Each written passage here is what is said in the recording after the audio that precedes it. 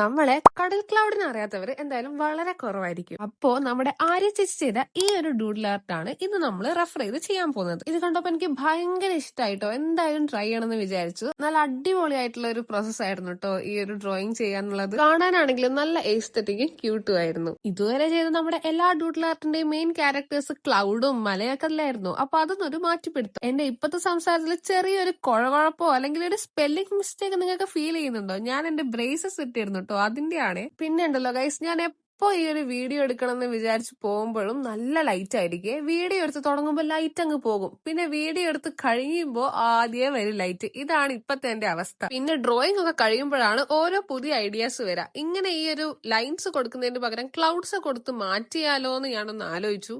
പക്ഷെ അന്നേരം ബുദ്ധി തോന്നിയില്ല. പിന്നെ ഇതും കാണാൻ രസമുണ്ടല്ലോ. എപ്പോഴും നമ്മുടെ വീഡിയോസിൽ പറയുന്ന പോലെ തന്നെ നല്ല റിലാക്സിംഗ് ആയിട്ടുള്ള ഒരു പ്രോസസ് ആണ് ഈ ഒരു ആർട്ട്. അപ്പൊ ഈ ഒരു സിമ്പിൾ ഡ്രോയിങ് നിങ്ങൾക്ക് ഇഷ്ടപ്പെട്ടെന്ന് വിചാരിക്കുന്നു. ബൈ.